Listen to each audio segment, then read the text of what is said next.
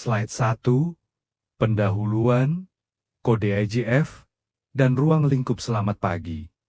Peserta diklat, pada slide pertama ini, kita akan memahami apa itu kode IGF dan ruang lingkupnya. Kode IGF adalah singkatan dari International Code of Safety for Ships Using Gases or Other Low Flashpoint Fuels, yaitu aturan keselamatan internasional untuk kapal yang menggunakan bahan bakar gas atau bahan bakar dengan titik nyala rendah seperti LNG, LPG, metanol, atau hidrogen. Fungsi utama kode ini adalah memastikan desain, konstruksi, perlengkapan, dan operasi sistem bahan bakar gas di kapal berjalan aman, meminimalkan risiko kebakaran, ledakan, dan paparan gas beracun. Prinsip kerjanya mengatur tata letak tangki yang jauh dari ruang akomodasi, penggunaan pipa ganda, ventilasi berkelanjutan, deteksi gas otomatis, serta prosedur darurat ESD.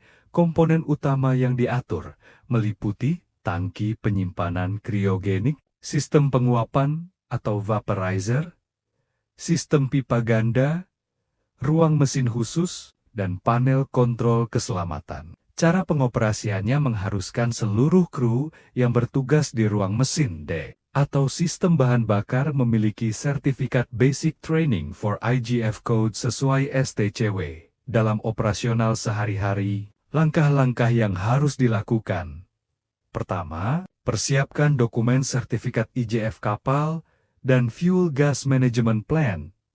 Kedua, periksa bahwa semua kru yang bertugas memiliki sertifikat IGF Basic Training. Ketiga, lakukan toolbox meeting sebelum operasi bahan bakar, jelaskan lokasi ESD dan jalur evakuasi. Keempat, nyalakan sistem ventilasi dan deteksi gas 15 menit sebelum memasuki ruang pompa. Lalu buka katup secara bertahap sambil memantau panel kontrol. Kelima, setelah operasi catat semua pembacaan tekanan, suhu, dan alarm di engine logbook, serta lakukan inspeksi visual kebocoran dengan sabun atau detektor portabel. Dengan pemahaman ini, kita siap masuk ke detail bahan bakar.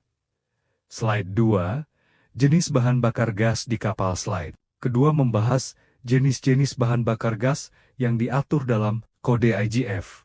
Pengertiannya adalah bahan bakar dengan titik nyala di bawah 60 derajat Celcius, seperti LNG atau liquefied natural gas yang sebagian besar metana, LPG yang terdiri dari propana dan butana, metanol, serta hidrogen. Fungsi utama bahan bakar ini sebagai sumber energi untuk mesin induk dual fuel, generator, atau boiler, sekaligus mengurangi emisi sulfur, nitrogen, dan karbon dibanding bahan bakar minyak berat. Prinsip kerja penyimpanannya, LNG disimpan dalam tangki kriogenik pada suhu minus 162 derajat Celcius dengan tekanan atmosferis. Sedangkan LPG disimpan dalam tangki bertekanan 8 hingga 15 bar atau pada suhu minus 42 derajat Celcius. Sebelum masuk ke mesin, bahan bakar cair harus diuapkan melalui vaporizer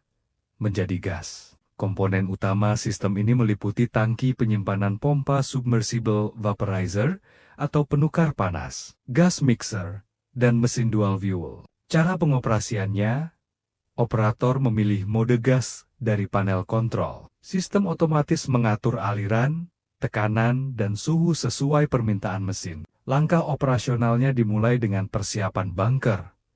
Cocokkan bunker delivery note dengan jenis bahan bakar. Periksa sertifikat kualitas. Pemeriksaan awal, ukur level cairan dengan sistem radar, pastikan suhu tangki stabil.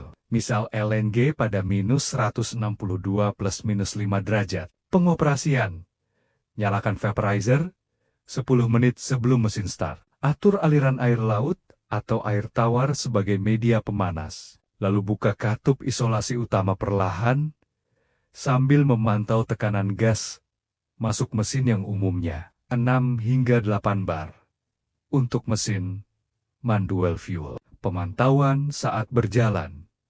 Catat konsumsi bahan bakar setiap jam. Setelah selesai, tutup katup tangki, lakukan perging jalur pipa dengan nitrogen, dan catat volume akhir dalam log. Dengan memahami jenis bahan bakar, kita dapat memilih prosedur yang tepat. Slide 3, sifat fisik, titik, nyala rendah. Slide ketiga, menjelaskan salah satu sifat fisik terpenting, yaitu titik nyala rendah. Pengertian titik nyala atau flash point adalah suhu terendah, di mana uap bahan bakar dapat menyala jika ada sumber api. Menurut Solas, Bab 22, bahan bakar dengan titik nyala di bawah 60 derajat Celcius dianggap berbahaya dan tunduk pada kode IJF. Contohnya, LNG memiliki titik nyala minus 188 derajat, LPG propana minus 104 derajat, metanol 11 derajat, sedangkan HFO di atas 60 derajat tidak tunduk. IGF Code. Fungsi utama mengetahui titik nyala adalah untuk menentukan klasifikasi zona bahaya, jenis peralatan listrik yang harus tahan ledak atau X-proof, serta jarak aman dari sumber api. Prinsip kerja pencegahan ledakan, jika konsentrasi uap gas di udara mencapai lower explosive limit atau LEL, misal LNG 5% volume, maka percikan api kecil bisa meledak. Komponen pengukuran meliputi detektor gas katalitik yang mengukur persen LEL, detektor inframerah yang mengukur ppm, serta alarm yang diatur pada 10% LEL untuk peringatan dini dan 20% LEL untuk mengaktifkan ESD. Cara pengoperasiannya. Operator harus selalu memeriksa area sekitar tangki dan ruang pompa dengan detektor portabel sebelum memulai pekerjaan panas. Langkah operasional. Pertama, persiapan masuk ruang terbatas dengan mengukur konsentrasi gas menggunakan detektor multigas. Pastikan persen LEL 0% dan oksigen antara 19,5 hingga 23,5%. Kedua, pemeriksaan rutin setiap jam dengan membaca detektor tetap di ruang pompa. Ketiga, jika alarm 10% LEL berbunyi, evakuasi personel dan periksa kemungkinan kebocoran pada sambungan atau packing. Keempat, jika mencapai 20% LEL, ESD otomatis menutup katup tangki dan mematikan mesin. Ventilasi darurat diatur ke kapasitas maksimum. Kelima, setelah situasi aman, identifikasi sumber kebocoran dengan sabun busa atau detektor ultrasonik, perbaiki, lalu lakukan perging ulang. Sifat titik nyala ini menjadi dasar semua prosedur keselamatan. Slide 4. Sifat fisik, densitas dan viskositas gas. Slide keempat membahas densitas atau massa jenis gas dan viskositas. Pengertian densitas gas relatif terhadap udara sangat menentukan perilaku gas saat bocor. LNG atau uap metana memiliki densitas sekitar 0,55 kg per meter kubik pada suhu 15 derajat, lebih ringan dari udara yang 1,2 kg per meter kubik, sehingga gas akan naik. Sebaliknya, LPG atau propana memiliki densitas 1,9 kg per meter kubik, lebih berat dari udara, sehingga akan turun dan mengendap di lambung kapal. Fungsi utama pengetahuan ini adalah untuk menentukan penempatan detektor gas dan sistem ventilasi untuk LNG. Detektor dipasang di langit-langit ruangan dan ventilasi hisap di bagian atas. Untuk LPG, detektor dipasang dekat lantai dan ventilasi hisap di bagian bawah. Prinsip kerja ventilasi berdasarkan densitas memastikan bahwa gas yang bocor segera terbuang. Viskositas gas sangat rendah dibanding bahan bakar cair, tetapi pada suhu kriogenik viskositas sedikit meningkat, mempengaruhi aliran melalui katup dan filter. Komponen pengukuran meliputi flowmeter Coriolis untuk mengukur densitas dan laju alir massa, termometer, dan manometer untuk koreksi densitas. Cara pengoperasian. Sebelum bunker, operator menghitung densitas gas berdasarkan suhu dan tekanan untuk menentukan volume sebenarnya. Langkah operasional. Pertama, identifikasi jenis gas dari dokumen bunker. Kedua, pasang detektor gas di posisi yang tepat untuk LNG di titik tertinggi, ruang mesin dekat, ventilasi buang. Untuk LPG 30 cm di atas lantai. Ketiga, baca flow meter, Coriolis. Bandingkan densitas terukur dengan densitas teoritis dari MSDS. Jika menyimpang lebih dari 5%, periksa kemungkinan kontaminasi. Keempat, selama pengoperasian, pastikan ventilasi ruangan mengalir dari arah yang benar. Atur kecepatan blower minimal 30 kali pergantian udara per jam. Kelima, pantau apakah ada gas terakumulasi di titik mati, seperti di bawah tangga menggunakan detektor portable dengan prop panjang. Setelah selesai, matikan blower hanya setelah ruangan dinyatakan bebas gas dengan 0% lel selama 10 menit. Lalu catat rata-rata densitas selama operasi. Densitas adalah kunci desain keselamatan pasif. Slide 5. Sifat fisik, tekanan uap dan suhu kriogenik. Slide kelima, mengupas tekanan uap dan suhu kriogenik. Pengertian tekanan uap adalah tekanan yang dihasilkan oleh uap di atas permukaan cairan dalam tangki tertutup. Untuk LNG, pada suhu minus 162 derajat Celcius. Tekanan uap sekitar 1,0 hingga 1,2 bar absolut. Jika suhu naik, tekanan uap naik drastis. Pada suhu minus 100 derajat Celcius, tekanan bisa mencapai 10 bar. Fungsi utama menjaga tekanan dalam batas desain tangki, yang biasanya maksimum 2,5 bar untuk tangki kriogenik atmosferis. Prinsip kerja pengendalian tekanan, jika tekanan naik mendekati batas, sistem vent akan membuka katup pengaman atau PSV, dan membuang gas ke flare stock, atau sistem reliquefaction,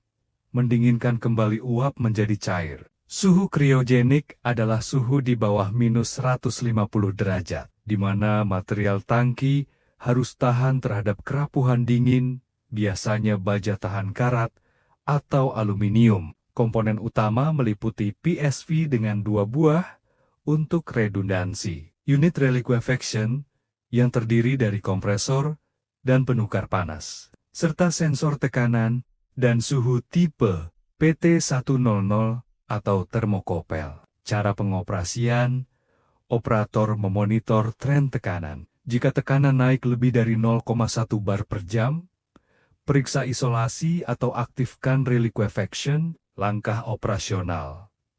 Pertama, kalibrasi sensor tekanan dan suhu setiap bulan. Setel alarm tekanan pada 1,8 bar untuk tangki dengan MAWP 2,5 bar. Kedua, sebelum bunker, pastikan PSV tidak tersumbat dengan mengangkat manual, dan periksa tekanan tangki saat ini harus di bawah 1,5 bar untuk memberi ruang pengisian. Ketiga, selama pelayaran catat tekanan dan suhu setiap 2 jam. Keempat, jika tekanan naik lebih dari 0,2 bar per jam, aktifkan reliquefaction unit. Kelima, jika tekanan mencapai 1,9 bar, buka katup vent manual ke flare stock dan kurangi konsumsi gas mesin. Setelah tekanan turun, tutup vent, periksa apakah insulasi tangki rusak dengan melihat adanya lapisan es di luar tangki, lalu catat insiden di log. Pemahaman tekanan uap dan suhu kriogenik sangat penting untuk mencegah overpressure. Slide 6. Sistem penyimpanan bahan bakar. Tangki kriogenik. Slide ke-6. Membahas tangki kriogenik sebagai jantung sistem penyimpanan. Pengertian tangki kriogenik adalah bejana tekan berinsulasi vakum atau perlite untuk menyimpan gas alam cair pada suhu minus 162 derajat Celcius dan tekanan mendekati atmosferis. Mengikuti IGC atau IGF code, bab keempat, fungsi utamanya menyimpan bahan bakar gas dalam volume besar, bisa 500 hingga 10.000 meter kubik. Selama pelayaran, mempertahankan suhu rendah dan mencegah boil of gas berlebihan. Prinsip kerja. Tangki dalam dari stainless steel menahan cairan dingin. Tangki luar dari karbon steel menahan tekanan dan isolasi. Ruang vakum atau perlite mengurangi perpindahan panas. Boil of gas yang terjadi dikompres dan digunakan sebagai bahan bakar mesin atau dikembalikan ke tangki melalui reliquefaction. Komponen utama meliputi primary barrier atau membran, secondary barrier, ruang insulasi, pump tower yang berisi pompa submersible, dan instrumen, serta pressure relief valves minimal 2 buah. Cara pengoperasian. Operator memantau level cairan dengan radar atau kapasitansi, tekanan antara 0,5 hingga 1,5 bar, dan suhu. Pengisian atau bunkering dilakukan dari bawah atau atas. Langkah operasional. Pertama, lakukan pre-bunkering meeting dengan terminal. Periksa kesesuaian flange dan gasket yang tahan suhu rendah. Pastikan sistem pemadam darurat dan ESD siap. Kedua, catat level cairan sebelum bunker. Misal 20%. Periksa tekanan tangki harus di bawah 0,8 bar. Uji fungsi PSV dengan mengangkat manual. Ketiga, hubungkan selang kriogenik ke manifold. Buka katup perlahan. Lakukan purging dengan nitrogen, lalu isi hingga level 85% untuk memberi ruang ulik. Keempat, selama bunker pantau tekanan dan suhu setiap 5 menit, awasi ventilasi gas buang pada flame arrestor. Kelima, setelah bunker tutup katup, lepas selang, lakukan gas freeing pada selang, catat volume akhir, dan hitung konsumsi rata-rata. Tangki kriogenik adalah komponen mahal dan kritis. Perawatannya harus teliti. Slide 7.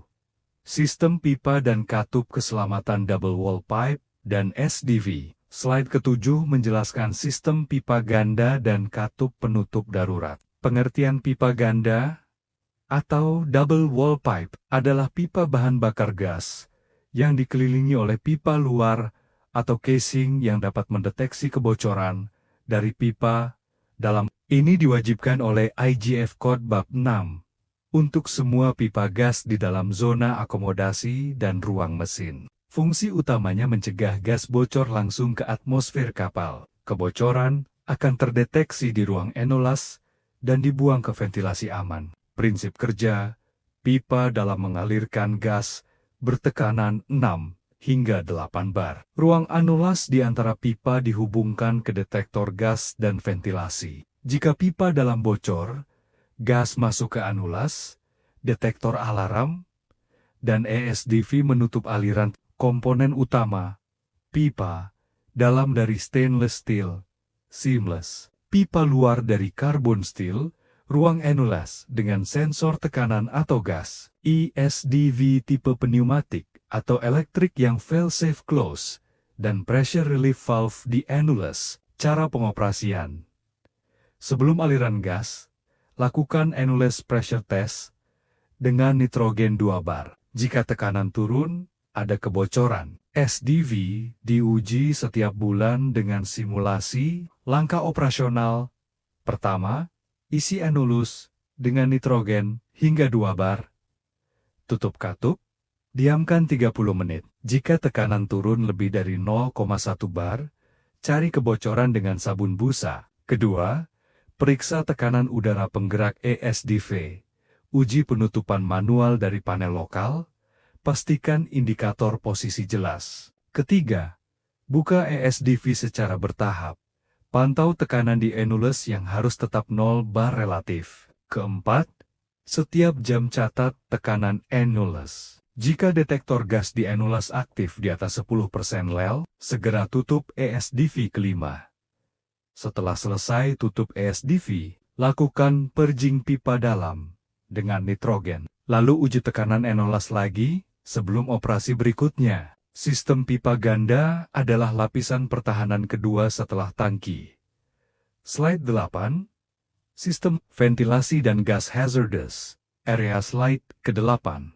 Membahas sistem ventilasi untuk gas berbahaya. Pengertiannya adalah ventilasi mekanis yang dirancang khusus untuk membuang uap gas yang mungkin bocor dari ruang tertutup, seperti ruang pompa, ruang mesin, atau cover dam ke atmosfer luar. Mengacu pada IGF Code bab ke-13, fungsi utama mencegah akumulasi gas dalam konsentrasi mudah, ledak di bawah 10% lel, dan menyediakan udara segar untuk personel. Prinsip kerja, blower tahan ledak atau X-proof beroperasi terus-menerus dengan laju. Pertukaran udara minimal 30 kali per jam untuk ruang pompa gas. Saluran buang ditempatkan di lokasi aman, jauh dari sumber api dan intake AC.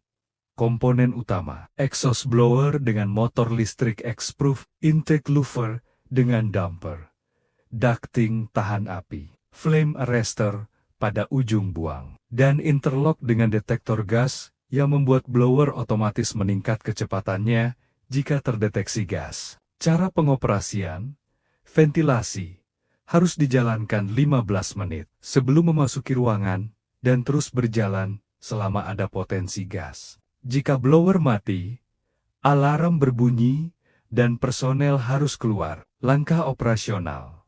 Pertama, sebelum masuk ruang pompa, nyalakan blower dari panel remote. Periksa aliran udara di ujung saluran buang dengan merasakan atau menggunakan kertas tipis. Kedua, pastikan flame arrestor tidak tersumbat. Bersihkan setiap bulan. Uji fungsi interlock. Ketiga, biarkan blower berjalan 24 jam terus selama kapal beroperasi dengan bahan bakar gas. Catat arus listrik blower setiap shift. Keempat, jika detektor gas membaca 10% lel, blower otomatis kecepatan maksimum. Jika 20% lel, ESD aktif tetapi blower tetap berjalan untuk membuang gas. Kelima, setelah operasi atau untuk perawatan, matikan blower hanya setelah ruangan dinyatakan bebas gas dengan 0% lel selama 10 menit. Lalu kunci. Slide 10. Manajemen keselamatan, prosedur tanggap darurat kebocoran gas. Slide X membahas prosedur tanggap darurat untuk kebocoran gas. Pengertian prosedur tanggap darurat IJF adalah rencana sistematis untuk menghadapi kebocoran gas, kebakaran, atau ledakan yang harus terdokumentasi dalam Emergency Response Plan for IGF dan dilatihkan setiap 3 bulan. Fungsi utama melindungi nyawa awak kapal, mencegah kerusakan kapal, dan meminimalkan dampak lingkungan. Prinsip kerja mengikuti hierarki, deteksi, isolasi dengan ESD, evakuasi, pemadaman, jika api, lalu perbaikan. Deteksi oleh sensor gas tetap atau alarm manual. SD otomatis menutup katup tangki dan mematikan mesin. Kru menggunakan SCBA atau Self-Contained Breathing Apparatus untuk masuk area. Komponen utama,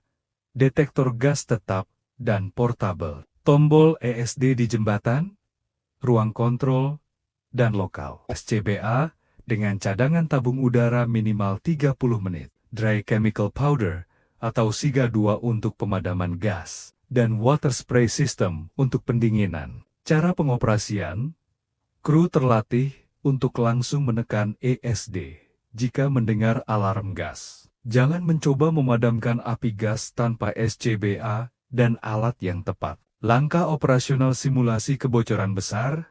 Pertama, alarm gas berbunyi di panel misal 20% lel. Lampu strobo merah menyala di seluruh zona.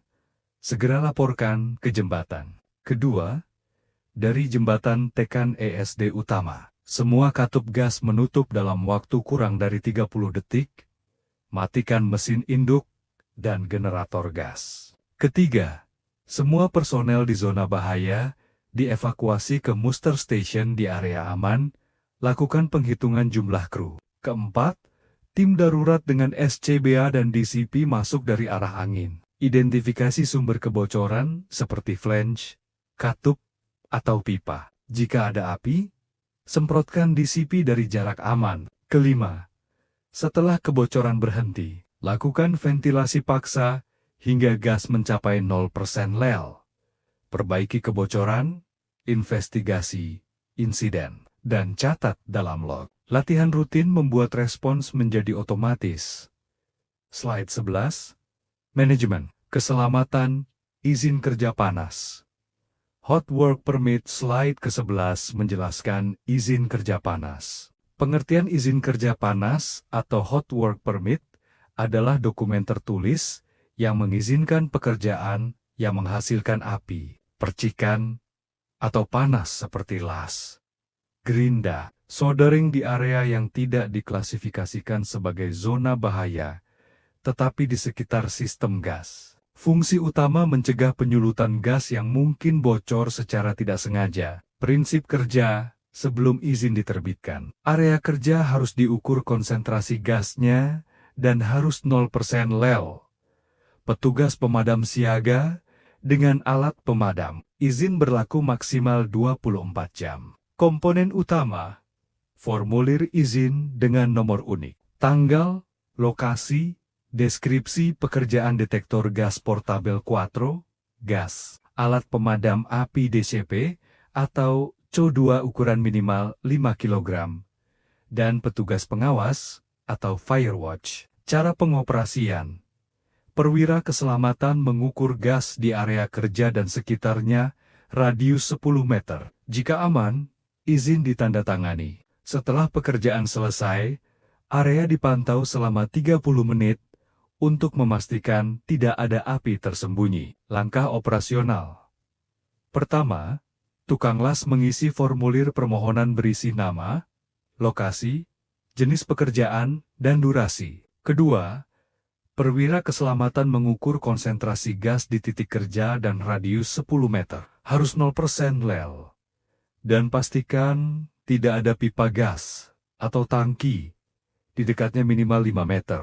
Ketiga, pasang alat pemadam api di kedua sisi area. Petugas Firewatch berdiri dengan selang air atau DCP, siap, lalu lakukan pekerjaan las atau gerinda. Keempat, setiap 30 menit, Firewatch mengukur ulang gas. Jika terdeteksi gas di atas 0% lel, hentikan pekerjaan segera. Kelima, setelah pekerjaan selesai, Firewatch memantau area selama 30 menit untuk memastikan tidak ada bara api. Lalu tanda tangani formulir bahwa area aman dan arsipkan izin minimal 1 tahun. Izin kerja panas adalah budaya keselamatan yang tidak boleh dilanggar. Slide 12. Safety Management. Sistem deteksi gas dan alarm. Slide ke-12 membahas sistem deteksi gas dan alarm. Pengertian sistem deteksi gas adalah jaringan sensor gas yang terhubung ke panel kontrol, alarm visual dan suara, serta ISD, wajib dipasang di ruang pompa, ruang mesin, cover dam dan manifold. Fungsi utama memberi peringatan dini kebocoran gas sebelum mencapai konsentrasi berbahaya. Prinsip kerja sensor, sensor katalitik, atau pelistor, mengukur spersen lel dengan membakar gas pada katalis. Akurat untuk gas mudah ledak. Sensor inframerah mengukur ppm gas berdasarkan serapan cahaya. Lebih tahan lama. Sensor elektrokimia untuk gas beracun seperti H2S dan H2. Komponen utama, sensor gas dengan jumlah sesuai denah, panel kontrol dengan tampilan digital, dan histori alarm. Alarm horn dengan minimal 1/10 decibel, strobo lampu, dan interlock ke ESD pada 20% lel. Cara pengoperasian, sistem berjalan 24 jam terus. Setiap minggu kru melakukan uji fungsi dengan gas uji atau kalibrasi, hasilnya dicatat. Langkah operasional. Pertama, siapkan gas uji, misal 50% lel metana, dalam nitrogen. Kalibrasi detektor portabel sebagai referensi. Kedua, periksa tidak ada alarm yang di-silence. Pastikan panel kontrol menyala dan tidak ada indikator fault. Ketiga, dekatkan gas uji ke sensor. Amati panel, Alarm harus berbunyi pada 10% lel sebagai peringatan dan pada 20% lel SD harus aktif. Catat waktu respons yang harus kurang dari 5 detik. Keempat, selama operasi normal setiap jam operator, mencatat pembacaan sensor utama di log. Jika ada drift, misal sensor menunjukkan 2% lel, padahal udara bersih, lakukan zero calibration. Kelima, setelah uji, bersihkan sensor dengan udara bersih hingga kembali ke 0% lel. Lalu catat hasil uji di log kalibrasi. Detektor gas adalah mata dan telinga keselamatan kapal. Slide 13. Pemantauan operasional. Panel kontrol sistem, slide ke-13, menjelaskan panel kontrol sistem. IGF. Pengertian panel kontrol IGF adalah pusat kendali terpadu untuk memantau dan mengendalikan seluruh sistem bahan bakar gas, meliputi tangki vaporizer, katap, ESD, deteksi gas, dan ventilasi. Fungsi utama memberikan informasi real-time seperti tekanan, suhu, level, dan alarm, serta memungkinkan operator melakukan intervensi manual. Prinsip kerja PLC atau Programmable Logic Controller membaca sensor analog 4-20 mA dan digital, memproses logika keselamatan, lalu mengirim perintah ke aktuator seperti katup, blower, dan pompa. Komponen utama, layar sentuh atau HMI, dengan grafik tren. Tombol ESD fisik berwarna merah besar. Lampu indikator status hijau untuk normal, kuning untuk peringatan, merah untuk alarm, serta printer atau data logger untuk catatan otomatis. Cara pengoperasian, operator harus memahami arti setiap alarm. Jangan mengabaikan alarm tanpa verifikasi. Panel harus dipantau setiap saat oleh kru yang bertugas dalam engine watch. Langkah operasional. Pertama, pada pergantian shift, baca logbook dari shift sebelumnya, periksa bahwa tidak ada alarm yang tidak ada acknowledge. Kedua, verifikasi pembacaan sensor dengan instrumen lokal, misal bandingkan tekanan di panel dengan manometer lokal, lalu lakukan uji fungsi alarm dengan menekan tombol tes. Ketiga, selama operasi normal pantau layar HMI, perhatikan tren tekanan tangki, suhu vaporizer, dan level cairan. Jika ada parameter mendekati batas, misal tekanan 1,7 bar, dari batas alarm 1,8 bar, siapkan tindakan. Keempat, catat parameter utama setiap 2 jam ke log elektronik atau manual. Respons setiap alarm sesuai prosedur, jangan langsung reset tanpa investigasi. Kelima, sebelum perawatan, matikan sistem dari panel dengan urutan. Tutup katup gas, matikan vaporizer, matikan blower, lalu matikan panel, dan kunci panel untuk mencegah start tidak sengaja. Panel kontrol adalah saraf pusat kapal gas. Slide 14. Prosedur setelah operasi, purging dan gas. Freeing slide ke-14. Membahas purging dan gas freeing. Pengertian purging dan gas freeing. Slide 15, ringkasan dan sertifikasi IGF, Basic Training.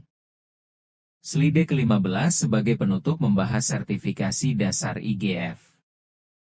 Pengertian sertifikasi Basic Training for IGF Code adalah pelatihan wajib bagi semua perwira dan kelas yang bertugas di kapal berbahan bakar gas atau Low Flashpoint Fuel, sesuai STCW 2010 Manila Amendment Section AV3. Fungsi utama memastikan kru memiliki pengetahuan dan keterampilan minimal untuk mengoperasikan sistem bahan bakar gas dengan aman, merespon keadaan darurat kebocoran atau kebakaran gas, serta memahami sifat fisik dan bahaya bahan bakar. Prinsip kerja pelatihan, teori selama 24 jam ditambah praktik di simulator atau kapal nyata selama 16 jam. Topik meliputi sifat gas, sistem penyimpanan dan distribusi, deteksi gas, ESD, SCBA, dan prosedur tanggap darurat. Komponen utama sertifikasi. Sertifikat dari otoritas maritim seperti Kementerian Perhubungan, Safari Racebook dengan endorsement IGF, dan logbook pelatihan ulang atau refresher setiap 5 tahun. Cara pengoperasionalan di kapal, kru harus menunjukkan sertifikat IGF sebelum ditugaskan di kapal yang tunduk IGF Code.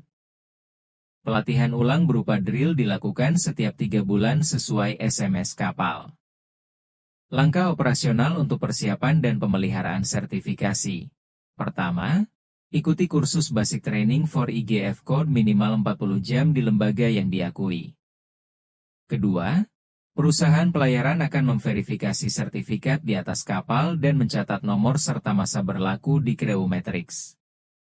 Ketiga, setiap kru yang bertugas di ruang mesin atau sistem gas harus membawa sertifikat saat bertugas. Ikuti semua drill IGF seperti simulasi kebocoran dan pemadaman api gas. Keempat, pantau masa berlaku sertifikat yang 5 tahun, 6 bulan sebelum habis ajukan perpanjangan dengan mengikuti refresher course. Kelima, jika sertifikat habis, kru tidak diizinkan bertugas di posisi yang memerlukan IGF. Segera jadwalkan kursus ulang.